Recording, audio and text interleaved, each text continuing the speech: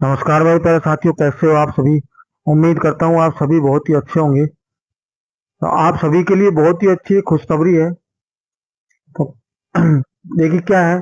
खुशखबरी खुशखबरी खुशखबरी खुशखबरी ये है कि डीएसएसबी की पीआरटी की वैकेंसी आ गई है और जो 1180 पदों के लिए आई है उसके बारे में आज हम चर्चा करेंगे। तो आप सभी अपनी तैयारी के लग जाओ और बहुत जल्द ही फॉर्म इसके फिलअप होने वाले हैं। आइए उसके बारे में चर्चा करते हैं। क्लास को ज्यादा लंबा न करते हुए डायरेक्ट उसके ऊपर चर्चा करते हैं। तो जिस भर्ती का काफी समय से इंतजार था वो वापस आखिरकार आ ही गई। देखिए इसका नोटिफिकेशन आया मेरे पास। क्या कहता है, गवर्नमेंट ऑफ एनसीटी दिल्ली। एक एक फैक्ट आपको यहाँ बताए जाएंगे। आज की डेट में 10 सितंबर को 10 सितंबर को इसका नोटिफिकेशन जारी हुआ है। और opening date of application application शुरू होने की डेट जो है वो 17 सितंबर है। 17 सितंबर को शुरू हो रही है और साथ में 16 अक्टूबर इसकी लास्ट डेट है। तो इससे पहले पहले आप सभी अपने फॉर्म फिलअप कर देगा। और आपको कोई परेशानी आए तो आप कमेंट बॉक्स में अपना रीजन डाल देना, उसका सॉल्यूशन आपको मिल जाएगा। तो 11:59 यानी 12 बजे तक आप फॉर्म को फिल कर सकते हैं और 17 सितंबर दोपहर 12 बजे से फॉर्म शुरू हो जाएंगे। ठीक है, आगे देखिए क्या क्या है हमारे पास। तो देखिए किस तरीके के पोस्ट है। एक तो असिस्टेंट टीचर है प्राइमरी का, जो डायरेक्टरेट ऑफ एजुकेशन में है। दोनों का पे लेवल सेम है, 6 रहेगा। और एक न्यू दिल्ली म्यूनिसिपल काउंसिल में है। तो यहाँ देखो 434 वैकेंसी तो जनरल की है और इसमें 68 पद हैं जनरल के। ओबीसी के 278 हैं, यहाँ 28 है। ये category wise SC ST EWS सबके अलग अलग दिए गए हैं। आप जिस भी कैटेगरी से हो उस कैटेगरी को अच्छे से चूज करना, क्लियरली उसमें मेंशन करना आप जिस कैटेगरी के हो, वरना आपको एज रिलेक्शन वगैरह और बहुत सारे बेनिफिट्स है जिनको आप खोदोगे।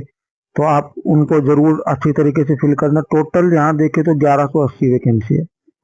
1180 वैकेंसी 1000 में वैकेंसी होती है, बहुत ज्यादा वैकेंसी है। आप अभी से अपनी तैयारी के लग जाओ।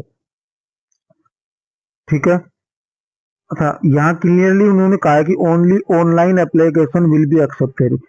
ठीक है, कि जो ऑनलाइन एप्लीकेशन है वो ही एक्सेप्टेड होगा। Application received by post.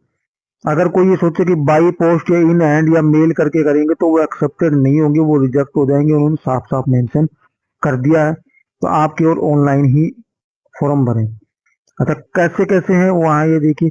Director of education में असिस्टेंट टीचर प्राइमरी की जो वैकेंसी है आपकी, उसमें 434 पोस्ट जनरल की है, 278 ओबीसी की, 153 SC की, फिर ST की 62, EWS की 128। टोटल 1055 जो है वो डायरेक्टर ऑफ एजुकेशन में है। तो डायरेक्टरेट ऑफ एजुकेशन में सबसे ज्यादा पोस्ट है हमारे पास। फिर यहाँ कैटेगरी वाइज अलग अलग आपको छूट मिल जाती है। अच्छा, इसमें आपके पास क्या क्या होगा। देखो, या तो आप सीनियर सेकेंडरी होंगे। क्या होंगे? सीनियर सेकेंडरी मतलब आप 12th पास होंगे। 12th पास होंगे और 12th में आपको 50% मार्क्स बहुत जरूरी है। आपके 50% मार्क्स आने बहुत ही ज्यादा जरूरी है। उसके साथ में diploma in elementary education by whatever name known from a recognised board. आप जिस भी स्टेट से हो वहां आपके डिप्लोमा इन एजुकेशन मतलब DLED को आप जिस भी नाम से जानते हो, जैसे हरियाणा में इसको JBT के नाम से जानते हैं। ठीक है, इसी तरीके की हर स्टेट में इसको अलग अलग नाम से जाना जाता है। राजस्थान में इसको BSTC के नाम से जानते हैं। कुल मिलाकर DLED है ये। तो आपके पास 12th 50% प्लस DLED होना जरूरी है। और और कह रहा है सीनियर सेकेंडरी और इट्स इक्विवेलेंट। सीनियर सेकेंडरी के इक्विवेलेंट कोई आपके पास होना जरूरी है। और 45% and 2 year diploma in elementary education, वही DLED के बारे में कह रहा है। सीनियर सेकेंडरी 50%, 4 ईयर DLED जो 4 ईयर इंटीग्रेटेड कोर्स है उसमें 12th के साथ 50% वो भी एलिजिबल है। जिसने स्पेशल एजुकेशन से कर रखा है वो भी एलिजिबल है, स्पेशल एजुकेशन वाले भी एलिजिबल है। ठीक है, ग्रेजुएशन के साथ जिसने 2 ईयर का डिप्लोमा ले रखा है वो भी एलिजिबल है। फिर कह रहा है सेकंड जो इसमें बहुत इंपॉर्टेंट है, पहली तो हो ही गई, ये मोस्ट इंपॉर्टेंट है कि आपको सीटेट आपके पास आउट होना बहुत जरूरी है। सीटेट में आप PRT का सीटेट जो है उसके लिए आप जो पास आउट हो, ये आपने पास कर रखा है तो आप इसके लिए एलिजिबल हो। फिर कह रहा है मस्ट हैव पास्ट हिंदी और उर्दू और पंजाबी और English as a subject at secondary level. 10वीं में आपके पास हिंदी और इंग्लिश, उर्दू या पंजाबी में से सब्जेक्ट होना जरूरी है। ठीक है, यहाँ कह रहा है relaxation up to 5% in the qualifying marks. वो रिलैक्सेशन की बात हम आगे नीचे करेंगे। एक्सपीरियंस आपके कोई नहीं है, नील है। इसेंशियल डिजायरेबल सब कुछ नील है। अच्छा, पे स्केल यहाँ पे आपको बहुत ही अच्छा है। स्टार्टिंग आपकी 35,400 से 1,12,400 तक होगी। पे लेवल आपका 6 होने वाला है। ग्रेड पे यहाँ दे नहीं रखा, मैं आपको बता दूं कि आपका ग्रेड पे 4200 होगा। ठीक है, अच्छा। नॉट एज लिमिट साफ साफ कह रहा है यूआर के लिए है ये। किसके लिए? यूआर के लिए 30 ईयर। बाकी एज रिलेक्शन पैरा 8 के बारे में कह रहा है, वो आपको नीचे बता दिया जाएगा। अभी 30 ईयर है। अब बहुत सारे लोगों के मन में एक सवाल होगा कि सर ये एज कौन सी डेट पे काउंट होगी, तो उसके बारे में भी हम चर्चा करेंगे कि ये आपको कहाँ काउंट होगी। साफ साफ क्लियरली मेंशन किया हुआ है। अच्छा, जो म्युनिसिपल काउंसलिंग में जो है उस वैकेंसी के ऊपर चर्चा करें तो जनरल में 68 है, ओबीसी में 28 है, एससी में 13 है, एसटी में 7 है, ईडब्ल्यूएस में 9 है, टोटल 125 है। इसमें वही सेम है, क्वालिफिकेशन वगैरह एज इलेक्शन सब कुछ इसमें सेम है। अच्छा, यहाँ पे एक बहुत ही अच्छी इंपॉर्टेंट बात है। आपको देखो, आप सभी जानते हो, उसने साफ साफ यहाँ पे बोल दिया है। क्या बोल दिया है? The educational qualification age experience ETC as security advertisement shall be determined as 16 October 2025। तो आपकी जो एज है, जो एक्सपीरियंस है, जो भी आपके पास, अगर आप सीटेट क्वालिफाइड नहीं हो तो सीटेट या DLED आपकी सेकेंड ईयर है, तो वो सब कुछ आपके पास 16 अक्टूबर फॉर्म की लास्ट डेट से पहले आपके हाथ में सारी डिग्री या एज रिलेक्शन वगैरह सब कुछ, एज भी इसी डेट पे काउंट होगी 16 अक्टूबर 2025 को। ठीक है, ये बहुत ही इंपॉर्टेंट बात है। How to apply? अप्लाई आप कैसे कर सकते हो? तो DSSB की आप डायरेक्ट वेबसाइट, जो उसमें बताया कि HTTP, यहाँ साफ साफ कह रहा है DSSBonline.nic.in, इस वेबसाइट पे जाके आपको 16 अक्टूबर दोपहर 12 बजे से फॉर्म शुरू हो जाएंगे। ऑनलाइन मोड होगा, only application, no other mode of application. पहले मैंने बता दिया कि आप बाई पोस्ट मेल वगैरह से नहीं कर सकते हो। ठीक है, अच्छा। अप्लीकेशन फीस जो होगी आपकी ओनली और ओनली 100 रुपीज है। फीस जो होगी आपकी सिर्फ और सिर्फ 100 रुपीज होगी। मोड ऑफ पेमेंट जो है वो भी ऑनलाइन होगा, SBI ई-पे या other mode of payment accepted, payment made shall stand forfeit. ठीक है, यहाँ साफ साफ कह दिया। रिफंड नहीं होगा आपको, उसने ये भी बता दिया। एग्जामिनेशन स्कीम जो होगी उसके बारे में बताया। देखो, यहाँ उसने बताया कि 1 टायर टेक्निकल टीचिंग में 2 आवर एग्जाम ड्यूरेशन होगा। 200 नंबर का टोटल एग्जाम होगा। 200 MCQ जाएंगे, 200 ही नंबर होगा, 1 नंबर का 1 क्वेश्चन होगा। ठीक है, यहाँ पे देखो मैं आपको अलग अलग बता दूं तो आपकी जनरल इंटेलिजेंस एंड रीजनिंग, तो 20 नंबर की आपकी जनरल इंटेलिजेंस एंड रीजनिंग होगी। 20 ही नंबर का आपका जनरल अवेयरनेस होगा। 20 ही नंबर की आपकी मैथमेटिक्स होगी और 20 ही नंबर का आपका इंग्लिश होगा और 20 ही नंबर का आपका हिंदी होगा। टोटल मिला के 100 सेक्शन ए में आपके होंगे। ठीक है, 100 question, 100 total marks. Section B में जैसे आप जाओगे तो आपके जो सब्जेक्टिव आएंगे मेथड वगैरह के, वो भी आपका 100 मार्क्स का होगा। टोटल मार्क्स आपके 200 होंगे, 200 क्वेश्चन, 200 मार्क्स। ठीक है, एग्जामिनेशन जो है वो हिंदी और इंग्लिश बाईलैंग्वेज होगा, साफ साफ कह दिया है। लैंग्वेज पेपर विच भी लैंग्वेज कंसिडर ओनली, साफ उसने क्लियर मेंशन कर दिया। फिर आगे देखो, ये बहुत अच्छी बात है, पहले ये चीज नहीं थी, इस बात को बिल्कुल नोट कर लेना। 4 नंबर को कह रहा है 1 tyre technical and teaching examination scheme for the mandatory minimum qualification will be applicable only domain subject section B and will not be there any section A. However combined marks of both section and section। पहले क्या था? पहले ये था मेरे बच्चों कि 40% marks आपको सेक्शन ए में लाना जरूरी था, यूआर की मैं बात करूं तो। अब वो चीजें नहीं है कि सेक्शन ए में 40% या बी में भी 40%। अब वो चीजें यहाँ से क्लियर कट हटा दी गई है। ठीक है, यहाँ और कोई मेन काम की बात नहीं। यहाँ पे ये देखना जरूरी है कि 0.25 मतलब 1/4 की आपकी नेगेटिव मार्किंग होगी, तो आप क्वेश्चन को कम से कम गलत करने की कोशिश करना। ठीक है,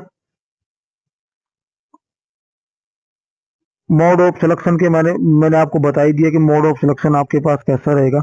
अच्छा, यहाँ पे उसने कहा the board order to achieve quality section of recruitment the talent available fix the following minimum qualification।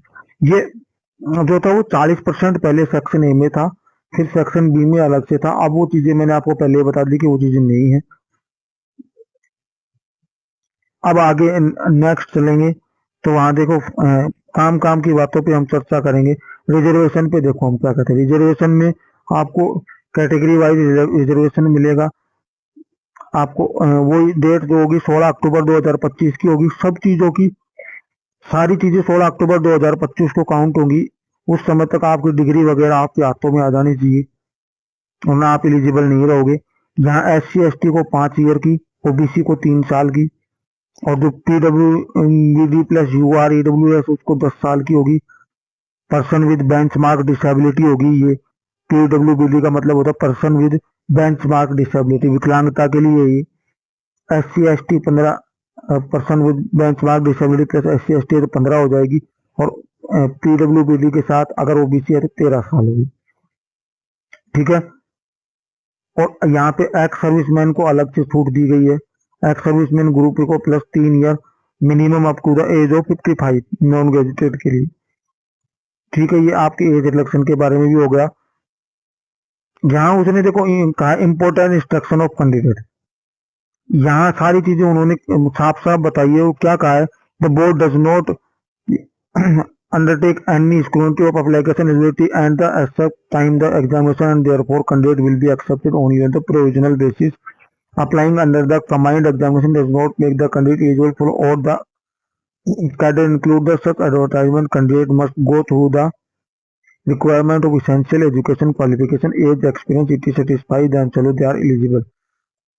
यहाँ उन्होंने कहा कि सभी चीजें जो एज एक्सपीरियंस ETC है ना satisfying them they are eligible for the post. अगर वो खुद पहले सेटिस्फाई हो जाएंगे कि हाँ भाई आप इसके लिए एलिजिबल हो तो ही अप्लाई करें, ये उन्होंने साफ साफ यहाँ पे बोल दिया। ऐसा नहीं है कि सब बाद में। यहाँ उन्होंने एक चीज और कही कि the education qualification age experience is other eligibility condition post shall be determined as on the cut off date. 16 October 2025 इस डेट को नोट कर लेना। यहाँ इस पे आपकी एज एक्सपीरियंस एलिजिबिलिटी सब कुछ इसी डेट पे काउंट होने वाली है। The cut off date will be closing date, closing date भी ये है 16 अक्टूबर 2025 एग्जामिनेशन की। ठीक है, तो ये सारी चीजें मैंने आपको क्लियर कट आपको समझा दिया है। फिर भी अगर मान लो आपका कोई भी मान लो आपका ऐसा कोई क्वेश्चन हो कि सर हमें कुछ प्रॉब्लम है, तो आप कमेंट बॉक्स में डाल देना। आपका डेफिनेटली आपको 100% उसका आंसर दिया जाएगा। ठीक है, यहाँ पे सारी चीजें मैंने मेंशन कर दी है जो ऊपर बात कर रहे थे उसी के बारे में, और कुछ ऐसा इसमें खास है नहीं। तो अब मैं कहने का मतलब ये है कि ऑफिस वाला मेमोरेंडम आ गया, ये एज इलेक्शन के ऊपर, एज लिमिट के ऊपर है। जो अभी हाल फिलहाल उन्होंने कहा है कि उन्होंने क्या नया नियम निकाला था कि TGT, PRT और PGT इन तीनों की एज जो है वो 30 ईयर कर दी थी DSSB ने। ठीक है, क्योंकि ये एक ऑटोनोमस बोर्ड है, ये चाहे अपने कोई भी रूल रेगुलेशन लगा सकता है, इसके ऊपर कोई पाबंदी नहीं है। फॉर्म वगैरह भरने के लिए देखो आपको साफ साफ ये चीजें बताई गई है। क्या क्या कहा गया, आपके पास एक card, voter ID card, driving licence, डूडी स्कैन। ठीक है, fill complete registration form in 30 minute में आपको फिल करना है। और यहाँ पे उन्होंने कहा है कि जो ये आधार कार्ड वगैरह की जो JPG फॉर्मेट में चाहिए, 15 KB से 60 KB के अंडर होनी चाहिए।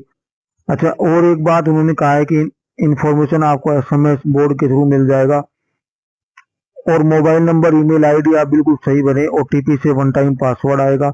ये सारी चीजें उन्होंने बता दी है। अच्छा, एक ये बहुत काम की बात है कि the application are advise to check their emails are regular interval.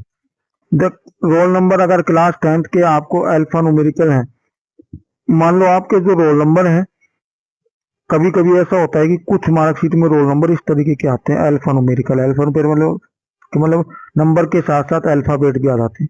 तो उसने कहा कि आप अल्फाबेट को छोड़ दो, आप 120 204 जैसे इसमें बताया गया उस तरीके से भर देना। Please do not enter prefix, ये कह रहा है कि कोई प्रीफिक्स जीरो, आगे जीरो लगाने की जरूरत नहीं है, आप तो डायरेक्ट अपने रोल नंबर भरने हैं। ठीक है,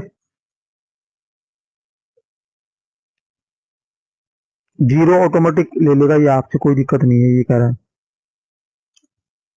जैसे मान लो अगर कहा किसी के रोल नंबर 001234, यहाँ पे देखो साफ साफ कहा किसी के रोल नंबर इस तरीके के हैं, तो भी लीडिंग जीरो, जीरो को छोड़ देना है, केवल आगे आगे के नंबर उसको भरने हैं। ठीक है, और यहाँ पे देखो फोटो के बारे में उन्होंने बता दिया, क्लियरली शोविंग होनी चाहिए फोटो। अलाउ साइज 15 से 60 के भी होगा, 300 से 200 उसकी विड्थ और हाइट होगी, पिक्सल 200 से 300 होगी, वोटर कार्ड 450 350 पिक्सल का होगा। सारी चीजें बता दिए। फिर भी अगर आपका कोई भी ऐसा क्वेश्चन है तो आप मुझे कमेंट बॉक्स में देना, आपको 101% उसका आंसर दिया जाएगा। तो आप अभी से इसकी तैयारी के लग जाओ, 1180 पोस्ट कम नहीं होती, बहुत ज्यादा पोस्ट हैं, देखा जाए हजारों में जो पोस्ट आती है।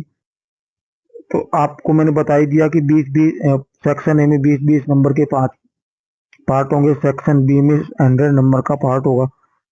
इसके अलावा आपको और कोई डाउट है तो आप वो बताना, और आपको ये क्लास अच्छी लगे तो इसको लाइक शेयर और सब्सक्राइब जरूर करना।